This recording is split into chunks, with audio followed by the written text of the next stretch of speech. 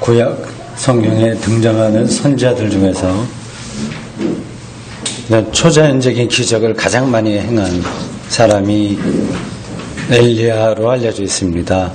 엘리야와 엘리사, 스승과 제자 그런 관계입니다. 기원전 9세기에 활동했습니다. 가난한 과부의 집에 들어가서 이렇게 먹을거리, 밀가루와 기름 이런 것들이 계속해서 떨어지지 않도록 했다거나 죽은 아이를 살리기도 하고 하늘에서 불을 내려서 번제물을 태우기도 했다고 합니다. 좀 기적적인 그러한 일들이 엘리야에게 아주 많이 일어났습니다. 이제 엘리야는 그의 파란만장했던 그야말로 파란만장했습니다. 아합과 거기에 왕조에 얽힌 이야기, 흥미진진한 이야기이고, 이럴 바에야 차라리 죽으면 좋겠다 이렇게 자살을 기도할 정도로 어려운 그런 삶이었는데, 그런 파란만장한 한평생을 이제 다 끝내야 될 순간이 임박했다는 사실을 느꼈습니다. 죽을 때가 됐다 하는 걸 자기가 안 거죠. 죽을 때는 대개 자기 자식이나 제자들에게 유언을 내립니다. 그런데 엘리야는 그런 예측과 전혀 다른 사건을 통해서 자기의 죽음을 마감했습니다. 그 이야기가 오늘 설교 본문인 열왕기하 2장 1절 이하에 자세하게 나옵니다. 엘리야는 이제 길갈에 있다가 다른 곳으로 옮기려고 했습니다. 죽는 순간이에요. 네 군데 지역이 나옵니다. 길갈, 그다음에 베델, 그다음에 여리고, 그리고 요단입니다. 요단에서 이제 끝나죠. 여러 가지 일종의 죽음의 퍼포먼스 비슷한 일을 이 엘리야가 합니다. 길갈에서 이제 베델로 옮기기 전에 자기 제자 엘리사에게 이렇게 말합니다. 얘야, 나는 이제 하나님의 말씀에 따라서 베델로 가야 될 테니 너는 여기 그냥 머물러 있어라 합니다. 엘리야는 길갈보다 이 베델이 죽음을 맞기에 더 낫다고 생각했을 수도 있고, 아니면 이 길갈에 있는 선지자 학교, 요즘으로 말하자면 신학교를 이제 자기 제자 엘리사가 맡도록 하고, 자기는 죽기 전에 여러 군데 신학교들을 한번 순방하면서 이렇게 저렇게 마지막 준비를 해볼까 생각했던 것으로 보입니다. 엘리사는 당연히 스승의 말을 따라야 했지만 예상 외의 대꾸를 합니다. 선생님, 다른 때는 내가 선생님 말을 잘 들었지만 이번만은 안 되겠습니다. 당신 따라가겠습니다. 떠나지 않겠습니다. 열왕기하 2장 2절에 그렇게 대답합니다. 이러한 두 사람의 대화, 너 여기 머물러 있어, 나는 다른 데 가야 돼 하는 것이 이제 3번이나 반복해서 이 본문에 나옵니다. 엘리야는 엘리사와 같이 길갈에서 베델로 옮겼습니다. 길갈, 베델, 그리고 여리고, 요단, 이게 근처예요. 유다와 북이스라엘의 경계선에 있습니다. 다 모여 있습니다. 이 사람들은 이제 북왕국을 중심으로 해서 활동했지만 남왕국과 오가면서 활동한 사람입니다. 그 지역이에요. 베델로 왔습니다. 거기에 오니 베델에 있는 신학교 제자들이 엘리사에게 당신의 스승인 엘리야가 이제 돌아가실 때가 된 것 같다, 그렇게 말을 하니 엘리사가 알고 있다, 그러니까 잠잠해라, 다른 얘기하지 마라, 이렇게 일렀습니다. 엘리야는 여기서 다시 한번 길갈에서 엘리사에게 한 말을 똑같이 합니다. 이제 나는 하나님의 영에 따라서 여리고로 가야 되겠다. 그러니 너는 여기 머물러 있어라. 엘리사 역시 길갈에서 했던 것과 똑같은 대꾸를 합니다. 엘리야와 엘리사는 다시 또 이 여리고까지 갔습니다. 그 인근 근처에요. 예루살렘에서 조금 북쪽에 있는 여러 도시들입니다. 여기도 선지자 학교가 있었습니다. 베델에서 일어났던 똑같은 사건이 여기서 벌어져요. 제자들이 엘리사에게 와서 당신 스승이 이제 우리 머리 위로 가게 됐다, 이제 죽는다는 그런 얘기를 합니다. 말하지 마라 이렇게 침묵시켰습니다.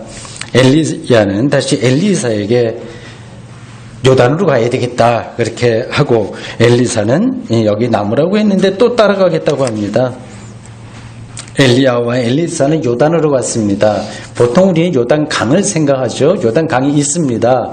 북쪽 갈릴리에서 남쪽 사해까지 이르는 그 강을 요단 강이라고 하는데, 그 사해 좀 못 미쳐서 있는 그 약간 광야, 그걸 요단 광야라고 합니다.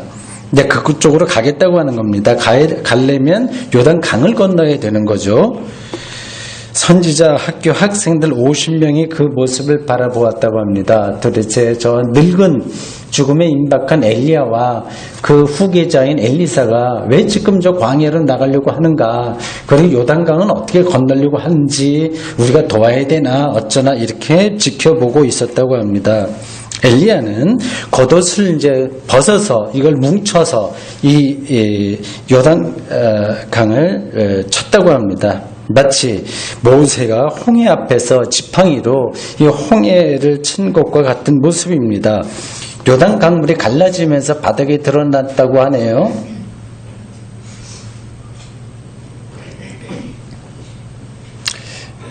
그 옷을 쳐서 그렇게 된 건지, 아니면 일시적으로 이 요단강 양 안에 있는 흙들이 무너져서 일시적으로 강물이 막힌 건지, 강물이라고 하지만 우리가 이렇게 큰 강이 아닙니다, 요단강은. 그래서 어떤 여울목 같은 데는 아주 낮아요. 작은 냇가와 같은 곳도 있습니다. 양 옆에 흙들이 무너져서 그거를 막았는지 그건 우리가 정확하게 알 수는 없습니다. 엘리야와 엘리사는 강을 건너서 광야로 갔다고 합니다. 요단 광야죠. 이제 정말 마지막 순간에 온 겁니다.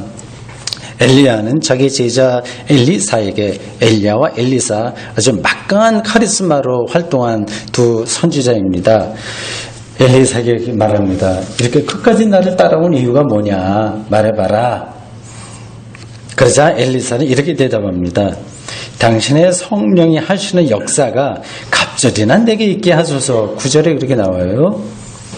이런 장면을 보면 마치 무협소설에서 스승이 죽기 전에 자기 제자에게 한 수 가르쳐 주십시오 하는 제자의 말에 따라서 내공 있는 어떤 무공 그거를 가르쳐 주는 거하고 그 비슷한 장면이에요. 한 수 가르쳐 주십시오 이 이야기 아니겠습니까? 그러니까 엘리야 당신에게 나타났던 놀라운 그러한 능력들을 나도 갖고 싶다, 그런 얘기였습니다. 엘리야는 그런 일들은 내가 할 수 있는 게 아니다. 하나님 하는 일이고, 내가 세상을 떠나는 것을 네가 확인하면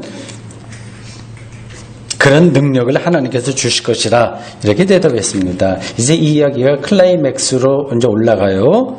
엘리야의 마지막 순간을 본문 11절과 12절이 이렇게 묘사합니다. 아까 우리가 읽은 본문이에요.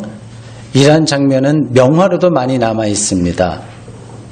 불수레와 불말을 타고 하늘 올라가는 장면이죠. 그 구절을 읽어보겠습니다. 상상을 하면서 들어보십시오. 두 사람이 길을 가며 말하더니 불수레와 불말들이 두 사람을 갈라놓고 엘리야가 회오리 바람으로 하늘로 올라가더라. 엘리사가 보고 소리 지르되 내 아버지여 내 아버지여 이스라엘의 병거와 그 마병이여 하더니, 이건 요 구절은 그 마틴 루터가 죽었다고 하는 소문이 비텐베르크로 들리자, 비텐베르크에 있었던 이 마틴 루터의 동료이자 제자인 멜랑이톤이 부러지셨다고 하는 말하고 똑같습니다. 아마 이 구절을 생각하고 멜랑이톤이 루터의 죽음을 그렇게 외친 것 같습니다. 하더니 다시 보이지 아니하는지라, 이 엘리사가 자기 옷을 잡아 둘러짓고, 이렇게 되어 있습니다. 앞에는 똑같은 일들이 길갈에서 베델과 여리고와 거쳐서 쭉 비슷하게 반복되다가 좀 지루하죠. 똑같은 이야기가 반복되니까요. 이 대목에서 급진전됩니다. 엘리야는 불수레와 불말을 타고 멋지게 하늘로 올라갔습니다. 엘리사의 고함이 우리의 귀에 들리는 듯합니다. 내 아버지여, 내 아버지여. 이스라엘의 병거와 그 마병이요. 이 외침은 엘리야가 이스라엘 지킨 아버지와 같았다는 사실입니다. 그것을 묘사한 겁니다. 이제 엘리야는 보이지 않게 되었습니다. 승천한 거죠. 그 당시에 무슨 일이 벌어진 걸까요? 저는 이런 구절을 읽을 때마다 어떤 일이 있었기에 성서 기자가 이렇게 표현했을까? 그게 정말 궁금합니다. 여러분들 궁금하지 않으세요? 궁금할 겁니다. 엘리야는 하늘로 실제로 올라간 것일까요? 올라갔냐 올라가지 않았냐 이게 사실이냐 아니냐는 것은 여기서 별로 중요하지 않습니다. 왜냐하면 성경은 어떤 사건을 신문 보도처럼 기술한 게 아니라 종교적인 언어로 기술한 것이기 때문에 그렇습니다. 종교적인 언어이지 사실적인 언어는 아닙니다. 여기서 불수레와 불말들은 종교적인 언어예요. 수레면 수레이지 무슨 불수레가 있습니까? 불이 붙어 있으면 수레가 이건 다 타버리잖아요. 말이면 말이지 불말은 없습니다. 성경에서 불이라고 하는 것은 신현현을 가리키는 은유예요. 메타포입니다. 신현 하나님이 그렇게 나타났다고 하는 것을 상징적으로 표현하는 메타포입니다. 출애굽기 3장 2절에 보듯이 불이 붙었으나 타지 않는 가시떨기나무 그 현상은 여호와의 사자가 나타난 것이었습니다. 고대 이스라엘 사람들은 그런 방식으로 설명을 했고 이스라엘만이 아니라 헬라 사람들도 다 그런 방식으로 설명했습니다. 출애굽기 24장 17절에도 이스라엘 백성과 언약이 이루어진 뒤에 시내산에서 여호와의 영광이 맹렬한 불같이 보였다고 하는 표현이 나와요. 불이에요. 불처럼 표현했습니다. 이사야 30장 27절, 하박국 3장 5절, 신명기 33장 2절 등등 여러 군데서 그런 표현들이 나옵니다. 엘리야와 엘리사가 요단강을 건너 광야로 들어왔을 때 생각해 보십시오. 광야예요. 뜨거운 바람과 황사 현상이 강하게 일어서 우리나라도 황사 오잖아요. 아주 강할 때는 지적 분간하기 힘들 정도입니다. 그랬을 겁니다. 그런 현상이 상당 기간 지속됐겠죠. 바람이 불고 회오리 바람도 불고 돌개 바람도 불면서 앞지척을 분간하기 힘들 정도의 그 황사가 가득 찼을 겁니다.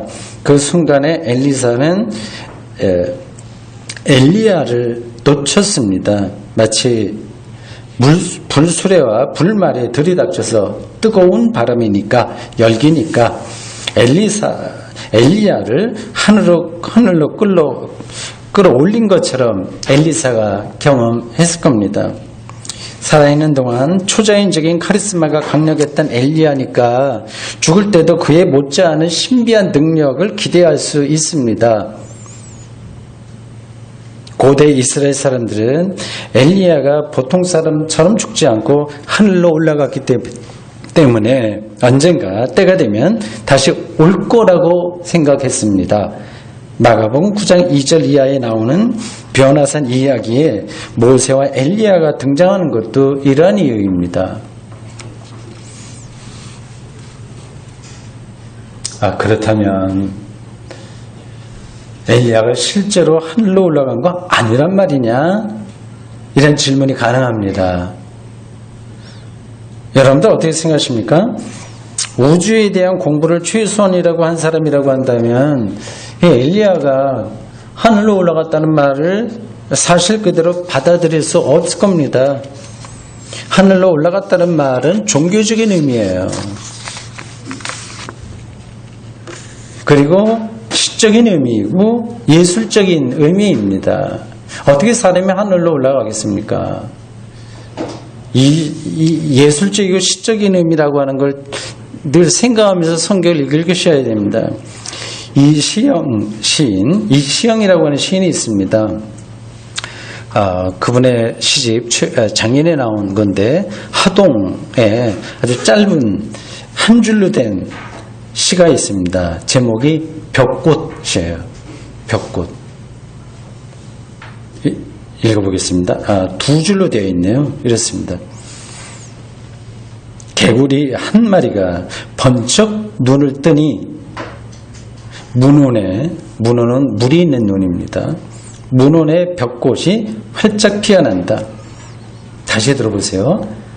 개구리 한 마리가 번쩍 눈을 뜨니 문온의 벽꽃들이 활짝 피어난다. 이 시인은 개구리의 껌뻑이는 눈에서 자연의 절묘한 힘을 느낀 겁니다. 이러한 시를 가르쳐서 말도 되지 않아. 어떻게 개구리 한 마리가 눈을 껌뻑한 걸 통해서 벽꽃이 펴 이렇게 잘못됐다 이렇게 주장하는 사람은 시를 모르는 사람이고 자연의 신비를 모르는 사람입니다. 엘리야가 불수레와 불말을 타고 하늘로 올라갔다는 이야기를 대대손손 전한 고대 이스라엘 사람들은 우주 물리학에 대한 지식이 전혀 없는 아주 무식쟁이가 아니라 삶에 그리고 역사에 삶과 역사에 아주 결정적인 한순간을 비밀스러운 언어로 표현해낼 줄 아는 거룩한 시인들이고 거룩한 예술가들이었습니다. 우리 기독교인들도 그러한 전통을 이어받은 사람들입니다. 기독교 신앙을 가장 압축적으로 표현해주고 있는 게 사도신경이에요. 사도신경에 두 번째 단락인 예수 그리스도에 대한 설명이 나오는데 이런 구절이 있습니다. 예수 그리스도가 하늘에 오르시어 전능하신 아버지 하나님 우편에 앉아 계시다가 이렇게 되어 있습니다. 하늘에 올라갔다고 합니다. 사도신경보다 어떤 면에서 더 우리가 중요하게 생각하는 주기도의 첫 문장은 하늘에 계신 우리 아버지입니다. 하나님이 하늘에 있다고 그렇게 주기도가 시작됩니다. 여기서 언급된 하늘은 엘리야가 올라갔다는 바로 그 하늘입니다. 기독교인들 중에서 이 하늘을 우주의 한 공간으로 생각하는 사람들이 있습니다. 그래 생각해도 큰 문제가 아니긴 합니다. 그래 생각하는 것 자체가 잘못은 아닙니다. 그러나 실제로 그런 공간으로서의 하늘에는 엘리야도 없고요. 예수님도 없고 하나님도 없습니다. 그곳에는 빅뱅 때 만들어진 흑암 물질만 있습니다. 고대인들이 우주 공간을 하늘이라고 표현했다고 해서 오늘 우리가 그런 생각을 그대로 받아들일 수는 없습니다. 고대 성경시대 사람들도 우주 공간으로서의 하늘을 절대화하지 않았습니다. 우리는 보통 이걸 절대화하잖아요. 그렇게 하지 않았어요. 요한계시록 21장 1절에 따르면 그 하늘도 상대적입니다. 그것도 피조물이에요. 내가 이렇습니다. 요한계시록 21장 이렇습니다. 또 내가 새 하늘과 새 땅을 보니 처음 하늘과 처음 땅이 없어졌고 바다도 다시 있지 않더라. 하늘도 없어지고 땅도 없어지고 바다도 없어지더라. 요한계시록 기자의 거룩한 비전이었습니다. 구약의 창조신앙에 따르면 하늘도 역시 땅과 마찬가지로 하나님 만드신 피조물이기 때문에 하나님이 자기가 만든 피조세계의 한 곳에 하늘이라고 하는 공간 한 곳에 제한적으로 존재한다고 하는 것은 기본적으로 성경적이지 않은 겁니다. 우리는 그냥 막연하게 이렇게 생각하고 있을 뿐이죠. 오늘 물리학에 따르면 우리가 이렇게 쳐다보고 있는 그 하늘만이 하늘이 아니라 지구를 포함한 모든 것이 하늘입니다. 그게 다 우주 전체인 거예요. 지구도 거기에 포함되어 있습니다. 하늘도 하늘이고 땅도 하늘입니다. 굳이 말하자면 그렇습니다. 거꾸로 말해서 하늘도 땅이고 땅도 하늘입니다. 하늘과 땅이 다른 게 아니라 따로 있는 게 아니라 모든 것이 똑같이 하나님이 만드신 세상입니다. 따라서 하늘로 올라갔다고 하는 말은 공간 이동을 했다고 하는 게 아니라 세상을, 하나님이 만드신 세상을 새로운 차원으로 경험했다는 뜻입니다.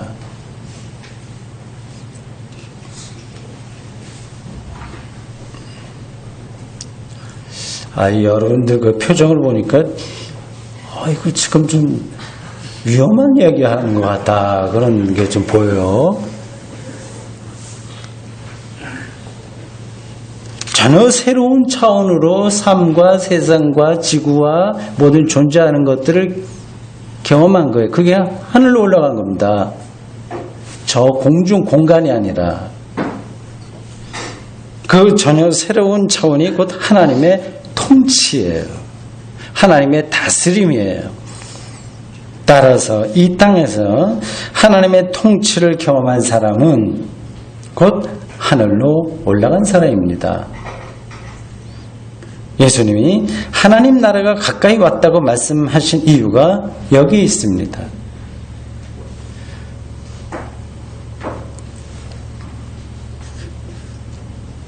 그렇다면 우리는 하나님의 통치를 저 공간으로서의 하늘이 아니라 이 안에 있는 하나님의 다스림을, 이 세상을 전혀 새로운 차원으로 경험하는 것인데 어떻게 경험할 수 있을까요? 그래서 하늘로 올라간 사람으로 우리가 살아갈 수 있을까요? 하나님의 다스림, 하나님의 통치가 뭔지를 아는 게 일단 그 출발점입니다. 가장 우선적으로 나타나는 하나님 통치 사건은 창조의 유지와 그 완성입니다. 그것은 곧 생명을 생명답게 하는 것입니다. 우리가 경험하는 세상에는 생명을 파괴하는 힘들이 준동하고 있습니다.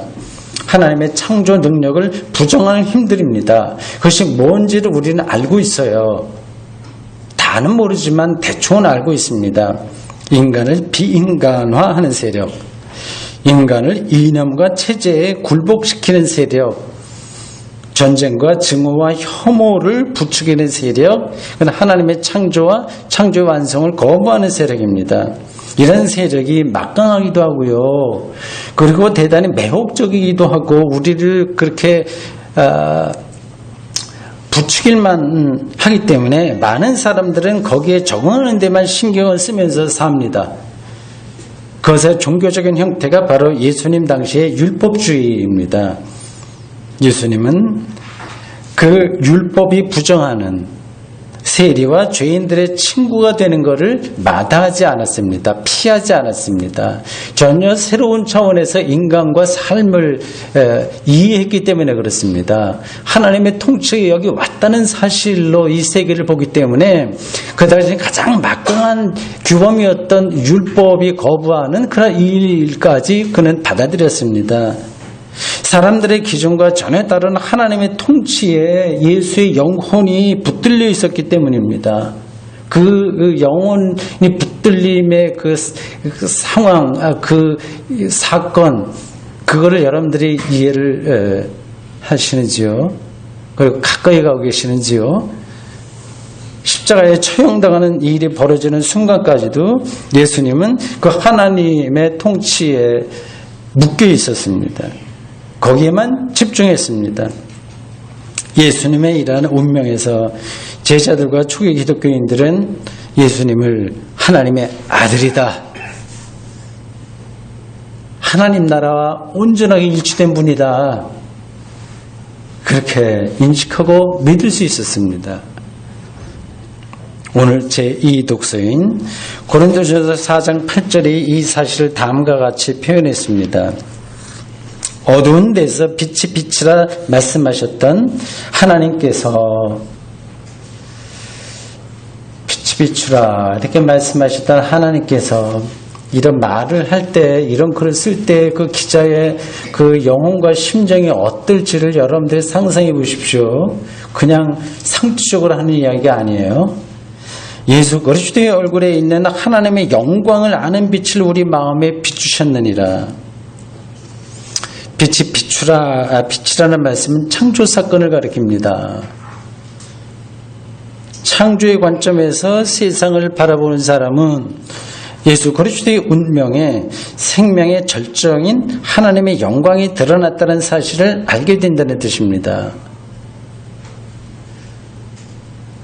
사람들은 이런 말을 아이고 무슨 알아듣기 힘들다, 관념적이야, 그게 말이 되냐 이렇게 매도합니다. 그냥 요령껏 조금 성실하게 노력해서 잘 먹고 잘 사는 것, 그것만을 생명이라고 여깁니다. 한마디로 재미있게 사는 것만을 생각합니다. 그렇게 사는 것도 좋습니다. 그러나 하나님을 믿는 사람들은 그것으로 만족하지 않습니다. 만족할 수가 없습니다. 새벽을 기다리는 파수꾼처럼 영혼의 불을 밝히면서 생명 충만과 그 발현을 기다립니다. 하나님의 창조 능력이 자신의 운명과 이 세상과 사회에서 훼손되지 않고 완성되기를 기대합니다. 그리고 그런 일에 투신합니다. 그게 당장 나에게 이익이 되기 때문이 아니라 그것이 바로 하나님의 통치라고 하는 사실을 오늘 설교 주제와 연관하면 그게 바로 승천의 삶이라고 하는 사실을 믿기 때문입니다.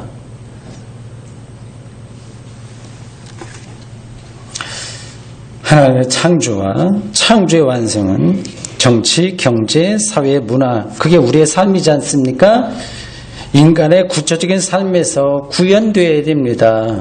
우리 일상 곳곳에 하나님의 통치와 다스림이 숨어 있습니다. 각각의 영역에서 비인간화가 극복되어야 됩니다. 이 중에서 저는 오늘 정치도 우리의 삶의 한 부분이니까 거의 우리가 거기 지배를 받고 있으니까 특히 남북 문제를 말씀드리겠습니다. 이것이 오늘날 세계적으로 거의 유일하게 분단 국가로 남아있는 우리이기도 하고 그것이 세계 평화의 하나의 그 기점이기도 하고 또 우리 대한민국 스스로 국가적으로도 중요한 이슈이기 때문입니다. 남북의 분단 체제를 어떻게 극복하는가 하는 문제는 단순히 정치적인 것만이 아니라 실제로는 창조신앙에 속한 겁니다. 창조신앙에 속한 거예요. 여러분도 다음과 같은 꿈을 저와 같이 저도 꾸는 꿈을 꾸실 거라고 생각합니다. 좀 낭만적으로 표현하겠습니다. 언젠가 때가 되면 여기 동대구역 KTX 좀 타고 서울과 평양과 신의주를 거쳐서 시베리아를 횡단하고 계속해서요 먹고 자면서 모스크바에 들린 뒤에 폴란드를 거쳐서 베를린과 파리까지 그리고 밑으로 내려가서 스페인과 서쪽으로 가서 스페인의 바르셀로나까지 기차로 여행할 수 있었으면 합니다. 제가 살아있을 동안에 그런 일이 벌어지지 못한다면 우리 손자, 손녀들은 그런 방식으로 신혼여행 갈 수 있는 날이 오기를 그래 꿈을 꿉니다.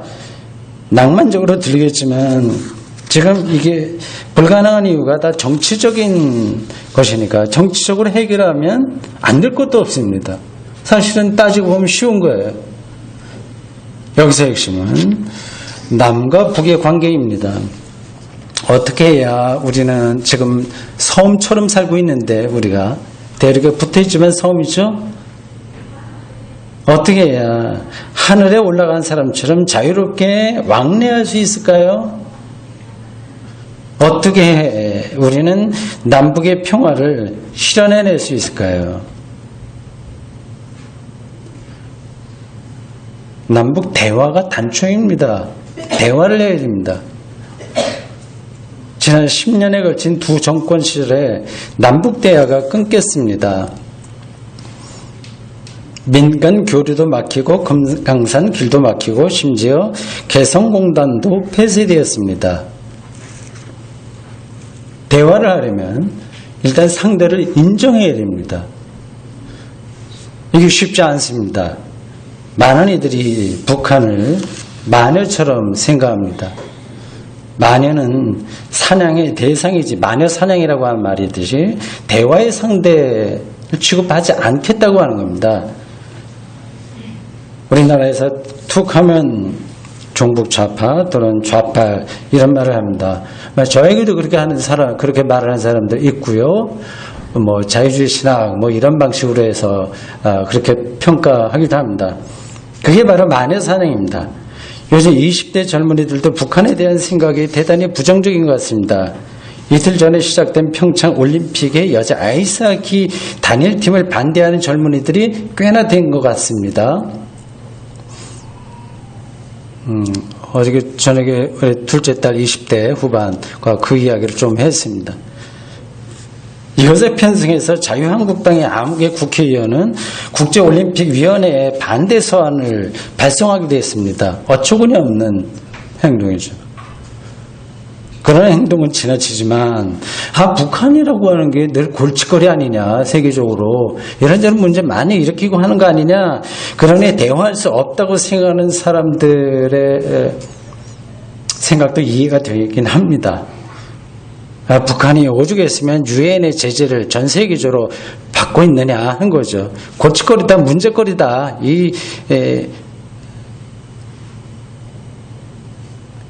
프로블렘 메이커입니까? 하여튼 문제만 여기저기 일으키는 집단이다.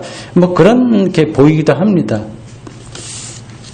우리가 북한을 대화의 상대로 인정하지 않는 가장 큰 이유는 그들이 핵무기를 보유했다고 하는 거죠.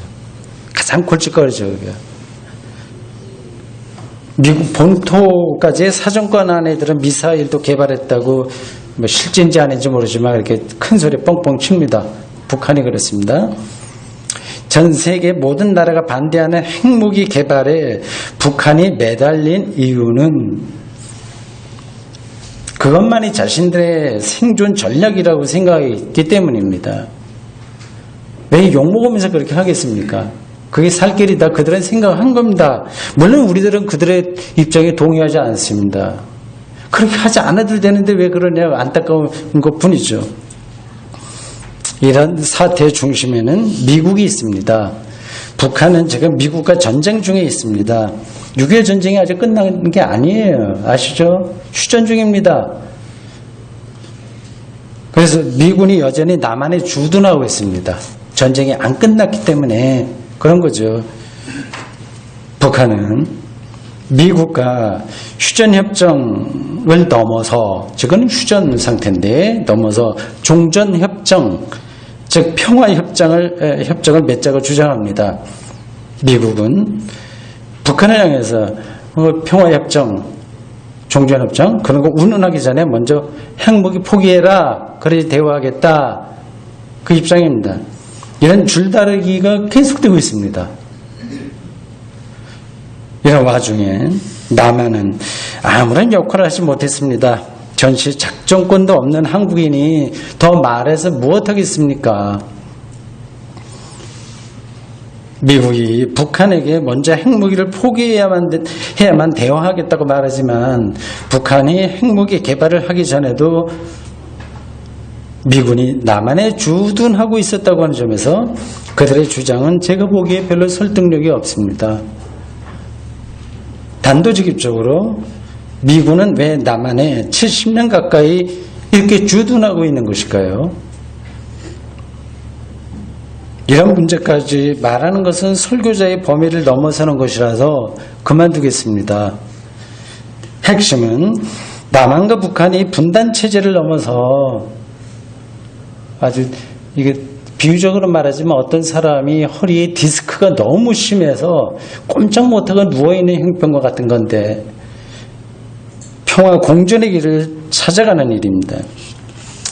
이런 작업은 간단하지 않습니다. 남북 냉전이 심화되고 긴장이 높아지는 게 자신들에게 유리하다고 생각하는 집단이 우리나라 안에도 있고 나라 밖에도 많이 있습니다. 이런 어려운 상황을 극복하고 남북관계를 전향적으로 풀어내는 일은 정치인들의 몫입니다. 그들이 그렇게 할 수 있도록 시민들은 선동 세력에게 세뇌당하지 말고 무한해동하지 말고 정신 차리고 있어야 됩니다. 기독교인들도 여기서 예외가 아닙니다. 왜냐하면 우리가 믿는 하나님은 우리가 살아가고 있는 이 구체적인 세상을 창조하셨고 완성하실 것이며 이 순간에도 사랑하고 있는 분이기 때문입니다. 아멘. 주님, 오늘 저희들 엘리야의 승천 이야기를 전해드렸습니다. 참 2800년 전 고대 유대인들이 우리들에게 전해준 어떤 사건에 대한 이야기였습니다. 주님,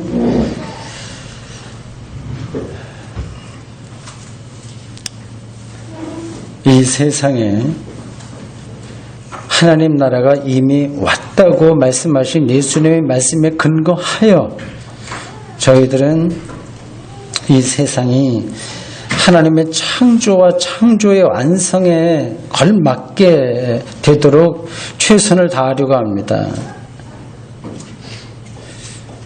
혐오와 분단과 전쟁이 아니라 서로 다르다고 하더라도 이해하고 대화하고 평화를 구현해 나가는 이러한 일들이 바로 하나님의 창조 사건, 그리고 예수 그리스도의 구원 사건에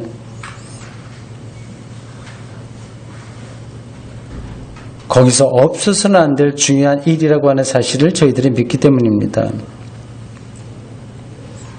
주님, 대한민국, 북한을 더불어서 다 불쌍히 여겨주십시오. 지혜를 모아서 인내심도 갖고 또 서로 화합하여